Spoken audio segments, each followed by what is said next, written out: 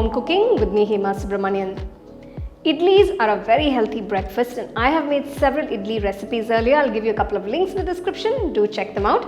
Today I'm going to share a very nice, delicious idli recipe and we're going to make this with sago, that is sabudana.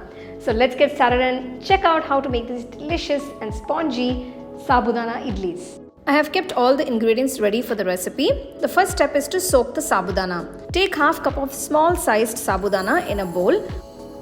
Pour enough water and soak it overnight. Let it soak for at least 8 hours. Next I'm going to temper the semolina or the rava.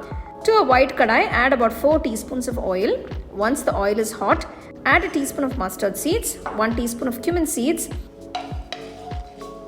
Once the mustard seeds start splattering, add chopped cashew nuts and fry them.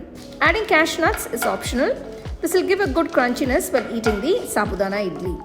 Now add a quarter teaspoon of Asafoetida powder or Hing, a piece of finely chopped ginger, 1 green chilli chopped, a piece of coconut finely chopped and a few chopped curry leaves and saute them well. To this add 1 onion finely chopped. Adding finely chopped onions gives a nice taste and texture to the idlis. Let the onions cook for about 2 to 3 minutes.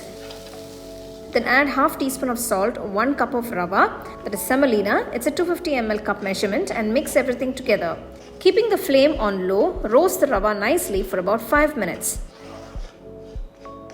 And you can see the rava is roasted well. Transfer the roasted semolina to another bowl.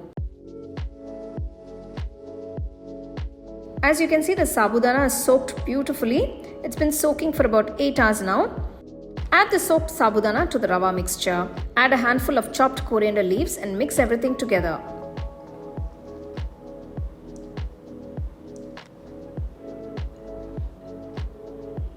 Now add 1 cup of whisked curd to this. This is again a 250 ml cup. Mix it all well. Rava will absorb all the curd in minutes.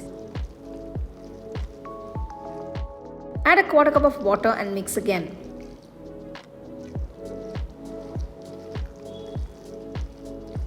Let this rest for about 20 minutes. After 20 minutes, check for the consistency. If required, you can add a little water and mix well.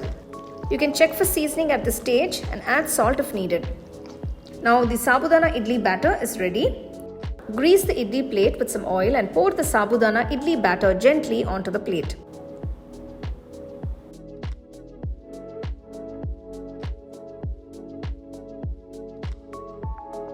Place the idli plate in the steamer and close it with the lid. Let it cook for about 20 minutes.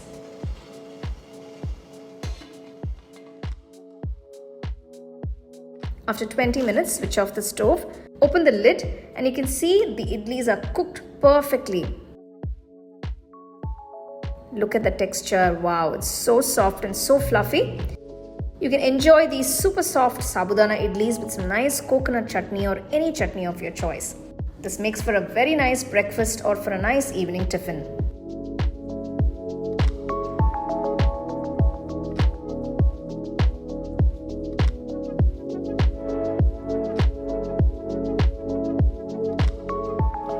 So we made these nice hot sabudana idlis and it's time to taste.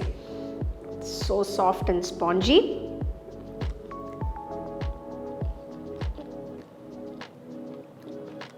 It's just incredibly tasty. I just have one word for that, tasty. That hot and spongy sabudana, that is the sago idlis, was just so tasty. Make sure you serve it nice and hot and follow all the steps to get it perfectly. Now I've served it with some nice spicy coconut chutney. You can enjoy it with any chutney or sambar of your choice. Do try it and let me know how it turned out for you guys, and don't forget to share it with your family and friends. So for more exciting and wonderful recipes, subscribe to my YouTube channel and click on the bell icon to get your notifications.